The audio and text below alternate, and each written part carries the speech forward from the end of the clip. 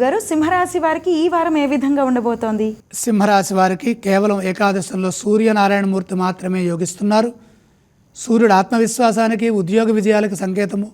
ధర్మంగా, ధైర్యంగా చేసే అన్ని పనులకి సూర్యుడే కారణం. ఆత్మవిశ్వాసంతో పనులు మొదలుపెట్టండి.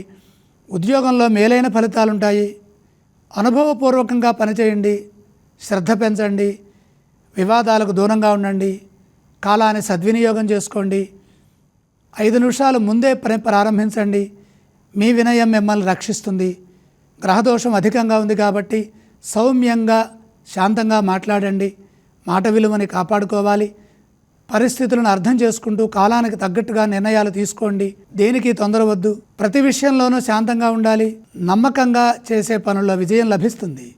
కొన్ని విషయాల్లో పరీక్షాకాలంగా అనిపిస్తుంది. ఎందుకంటే అధిక గ్రహాలు దోషస్థానంలో ఉన్నాయి. ఒక ప్రణాళికాబద్ధంగా పనులు పూర్తి చేయడం చాలా అవసరం. మొహమాటం లేకుండా, ఇబ్బందులు ఎదురుకాకుండా ఆ సమయాన్ని సద్వినియోగం చేయండి. నమ్మించి మోసం చేసేవారు ఉన్నారు. ఎవరి మాటలు మనసుకు తీసుకోవద్దు. ఎవరి ప్రలోభాలకి లొంగవద్దు. అపరిచితులని దగ్గరికి రానియొద్దు. కుటుంబ సభ్యులతో కలిసి చేసే పనులు మేలు చేస్తాయి.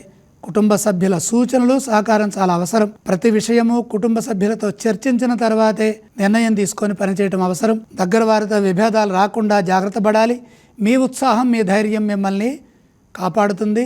శాంతియుత జీవనాన్ని ప్రసాదిస్తుంది. ఈ రాశి వారు ఏ ఏ స్తోత్రాలని పఠించాలో తెలియచేస్తారా? సింహరాశి వారు నవగ్రహ శ్లోకాలు చదువుకోవాలి. గురుగారు, ఈ రాశి వారు ఏ ఏ ఆలయాలను సందర్శిస్తే శుభ ఫలితాలు కలుగుతాయి? నవగ్రహాలని దర్శించాలి. ఏవేవి దానం చేయాలి గురుగారు? నవధాన్యం అగ్ని భగవానుడికి సమర్పించండి.